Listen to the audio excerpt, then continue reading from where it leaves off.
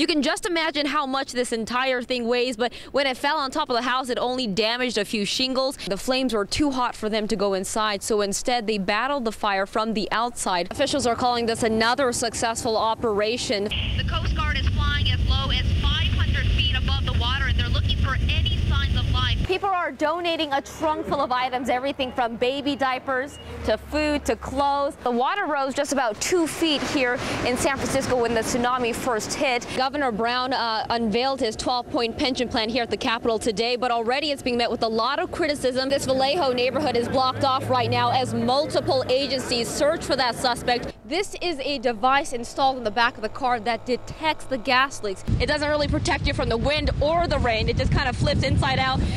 Outside Joseph Beeler's home, signs are posted on the lawn in the garage welcoming home Bubba. That's what the grandkids like to call him. The whole family was out there and greeting me, giving me hugs and kisses, which I needed desperately.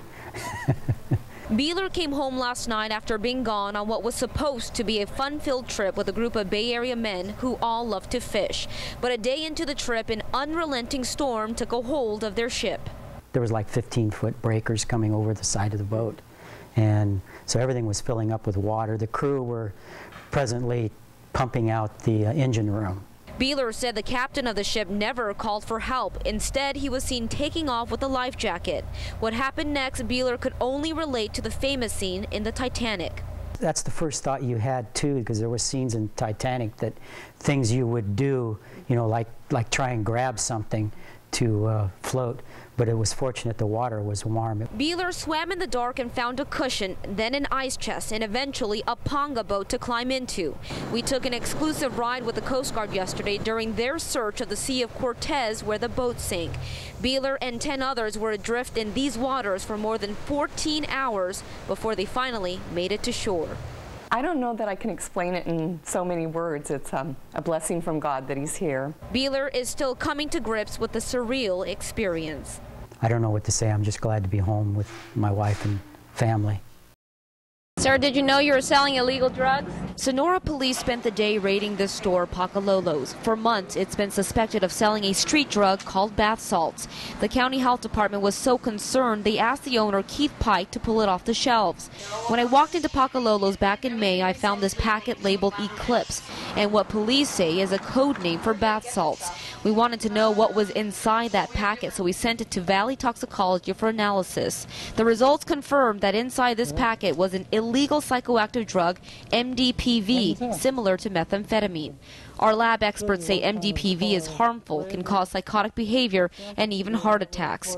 2 people were hospitalized earlier this year after they took bath salts, and that's when the health department says it received a tip that Pacalolo's was selling bath salts. Have you guys ever seen people come out of that store with this kind of stuff? Yeah, actually, over in the parking lot right now, there's an empty package of that stuff. The Sonora Police Department was conducting its own investigation, too. We sent an undercover officer into the store who purchased some spice and some bath salts. And police officers say the bath salt packet tested positive for the illegal psychoactive drug MDPV, and the packet of spice tested positive for marijuana. Basically, all the bath salts were in here, locked in this counter. The owner, Keith Pike, who was on probation for an unrelated incident, is now charged with possession of controlled substances and possession with the intent to sell. He didn't want to say much on camera today, but in June, when we went back to Pacalolo's to ask store employees about our lab analysis, this is what they told us. They come with lab reports, and it's not illegal. What kind of lab reports? Can we take a look at it? No, but you can leave. Tonight, the store remains open until the city decides to pull the business license, but it's uncertain if that will happen. Janet O, KCRA 3 reports.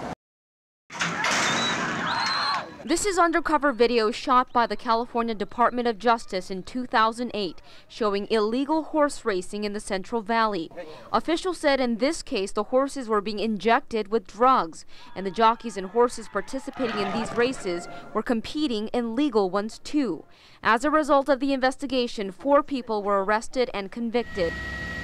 2 months ago, Live Copter 3 shot this video of horse races taking place in rural Stanislaus County. We showed our video to Stanislaus County Sheriff Adam Christensen. He said neither race had a permit and his office is launching an investigation. Today we took our video to the state capitol to State Senator Anthony Cannella, who represents this part of Stanislaus County. Looking at the video, it was shocking to see people intermingling. I don't see a lot of crowd control. People could get in the way of the horse. Many people could be injured, not to mention the animals and what could happen to the animals. So I think it's a very important case, and I think we should prioritize looking into it. We got a similar reaction from another Stanislaus County lawmaker, Assemblyman Bill Berryhill. Berryhill says budget cuts are the biggest challenge when it comes to enforcing these type of activities, but adds that this cannot go unnoticed. The sheriff has so many other issues he's trying to deal with this whole realignment, that you can only spread yourself so thin. And so I know he will be focused on this, and like I say, he'll be keeping me in the loop. I'm quite confident of that. Tonight our report is also drawing reaction from animal rights advocates. Oh my gosh. Janine Etheridge and Laura Hanley are with a group that looks out for abused and neglected horses. How are they not catching this? I don't understand. There's good ways of racing, and then there's this. This is not the way to do it. Congratulations to you for bringing this out for people to see, because I don't think many people know about it, quite frankly.